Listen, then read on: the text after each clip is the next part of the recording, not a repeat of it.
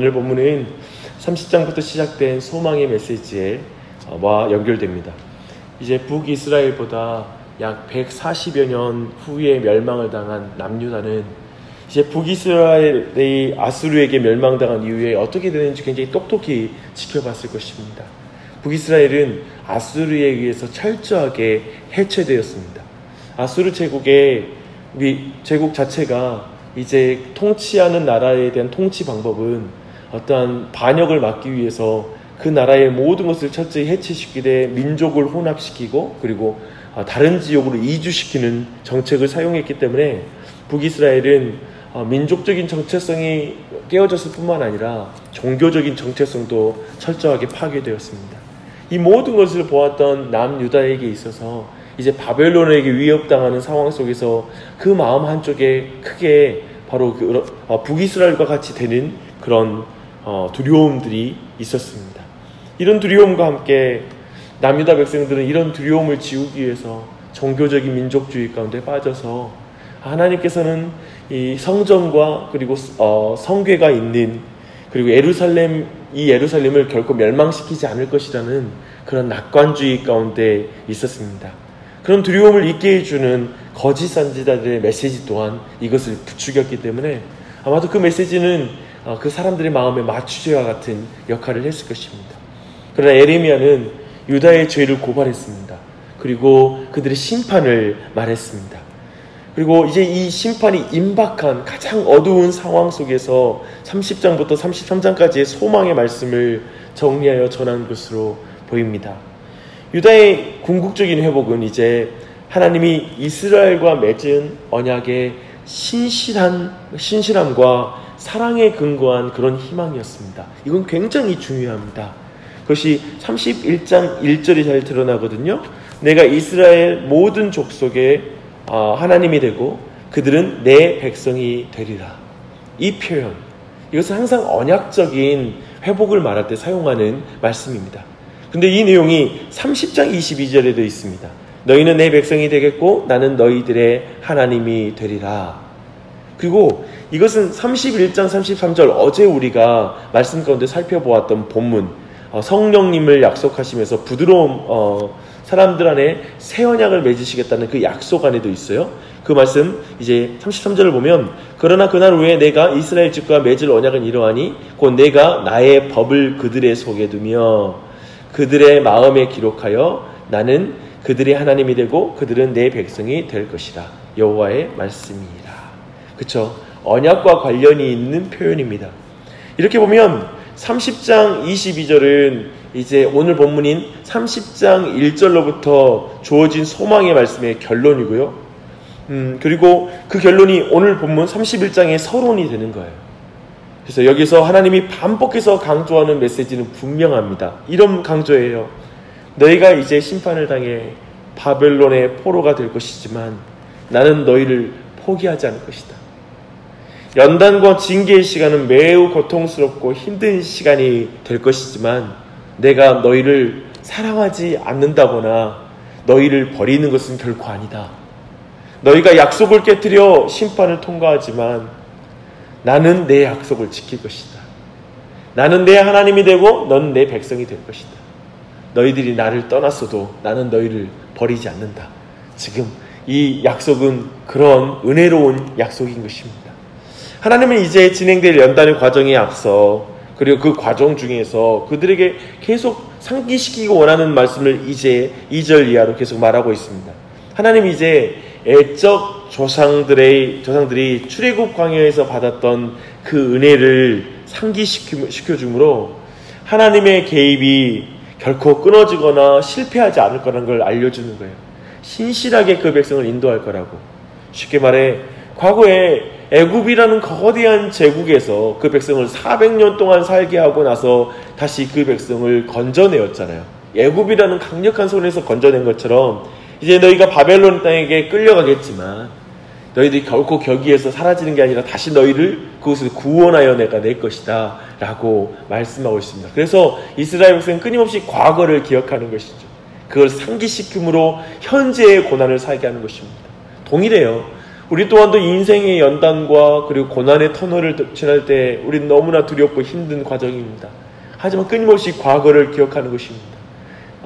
출애굽을 기억하고 그리고 이제 포로에서 다시 돌아오게 하신 하나님의 신실하심, 자기 백성을 포기하지 않고 끝까지 추적하시고 그들을 건져내시는 그 하나님이 내 하나님이다 라는 걸 상기시킴으로 현재의 고난을 우리가 이길 수 있는 것입니다.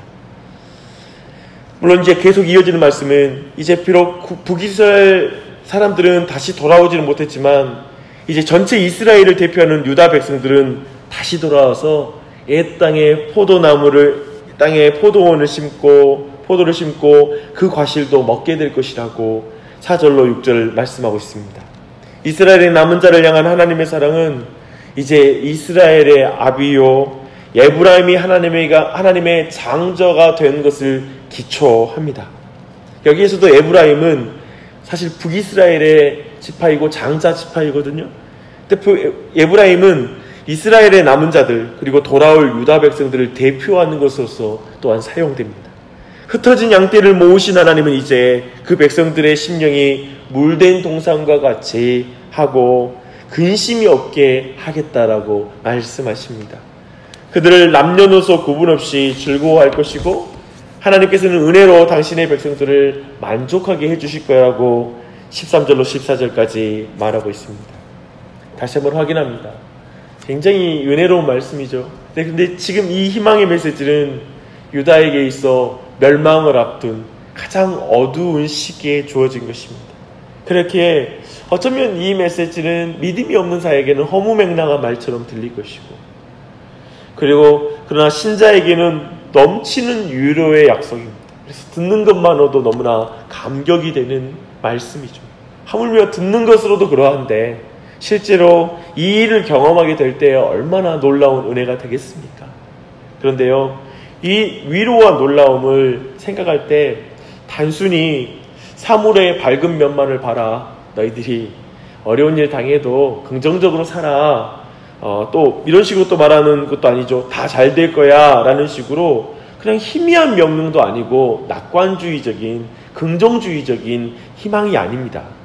지금 이 말씀에서 확인하는 희망은 언약에 신실하신 하나님, 자기 백성과 맺은 언약을 지키시는 신실한 사랑의 하나님에게서 발견하는 희망입니다. 이걸 놓치지 마십시오. 그래서 이 한 주도 또 우리 인생 내내 인생의 어려운 삶의 순간이 다가오고 그리고 인생의 연단과 징계의 과정처럼 보이는 그런 인생의 터널이 있겠지요. 중간중간 어려운 과정과 계곡이 있고 그리고 굴곡이 있을 것입니다.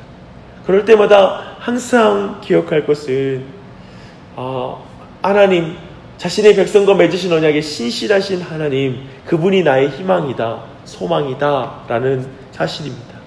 최근에 한 전도사님을 만났습니다.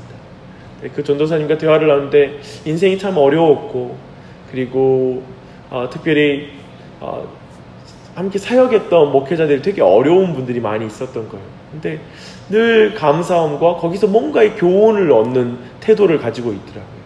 근데 그때 제가 나중에 그것이 여러 가지가 겹쳐서 물어봤어요. 굉장히 불평할 수 있고 어려운 환경이었던 것 같은데 왜 그렇게 그 부분마다 이렇게 뭔가 이렇게 배우고 있냐고 라고 물어보니까 이렇게 대답하더라고요. 나는 하나님의 주권을 믿는다고. 하나님이 이 상황 속에 두셨다면 분명히 여기서 배울 것이 있다고 생각한다. 그 말을 듣는데 굉장한 감동이 있었습니다. 그리고 그 신앙이 참된 신앙이다 라는 생각이 들었습니다. 맞습니다. 우리가 어떤 환경에 있든지 하나님이 거기 계시고 하나님께서는 그 과정을 거치게 하시는 이유가 있다라면 우리는 모든 그 과정 속에서 사람에게 손가락질하거나 불평하거나 미워하거나 누군가를 원망하는 것으로 우리의 삶을 낭비하는 것이 아니라 하나님 여기에서 무엇을 원하십니까? 하나님 제가 여기서 어떻게 하면 좋죠? 라고 그 상황에서 하나님께 묻고 하나님께 감사하며 하나님의 뜻을 따라갈 수 있는 그런 믿음이 되는 줄 믿습니다. 참으로 언약에 신실하신 하나님, 그 하나님을 믿음으로 하나님 나를 그분의 백성 삼아 주시니까 나의 하나님이시니까 그분에게 그런 의지가 있으시니까 그 하나님의 그 의지를 믿고 우리가 다시 일어나서 주님을 따르는 은혜가 늘 넘치기를 바랍니다. 기도하겠습니다. 하나님 아버지, 이 아침에도 우리에게 예레미야 31장 말씀을 통하여서 하나님의 말씀 들려주시니 감사합니다.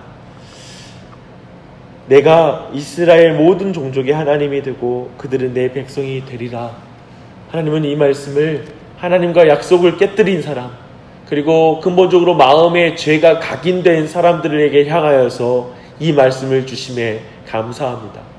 하나님이 우리를 당신의 백성으로 삼는 의지가 있었기 때문에 우리가 하나님의 백성이 된 줄 믿습니다. 하나님이 우리가 하나님의 자녀가 되기를 기뻐하셨기에 우리가 하나님의 자녀가 된 줄 믿습니다.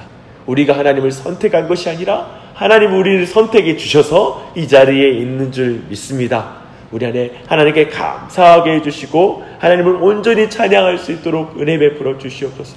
주님께서 우리를 그렇게 의지를 가르고 부르셨고 그리고 붙잡고 계시기에 우리의 인생 속에 혹 어려운 터널과 인생의 연단 속에 있을지라도 거기에 있는 이유들을 생각하며 하나님께 묻고 하나님을 의지하며 하나님을 의뢰하며 믿음의 길을 걸을 수 있도록 은혜 베풀어 주시옵소서.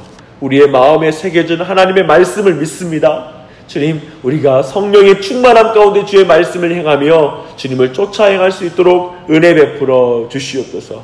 언제나 언약에 신실하신 하나님을 믿음으로 나 또한 하나님과 맺은 언약 앞에 신실할 수 있도록 은혜 베풀어 주시옵소서. 주님, 이 자리에 또한 나와 기도하는 사랑하는 지체에게 은혜를 베풀어 주시고 또 기도할 때 도우셔서 주님 이 한 주에도 믿음 안에 거하게 도와주시고 은혜 안에 거하게 도와주시고 강건하게 해주시고 또 많은 만남 속에서도 바른 말과 정말 은쟁반 위에 그런 사과와 같은 그런 정교하고 꼭 필요한 말을 전할 수 있도록 이 한 주도 지혜 주시고 명철함을 허락하여 주시옵소서. 이 한 주 동안에도 주의 놀라운 도우심과 은혜를 간구합니다. 하나님께서 큰 은혜 가운데 우리 모두를 붙잡아 주셔서 하나님께 영광 돌리게 하여 주시옵소서. 감사하며 예수님의 이름 받들어 기도합니다. 아멘.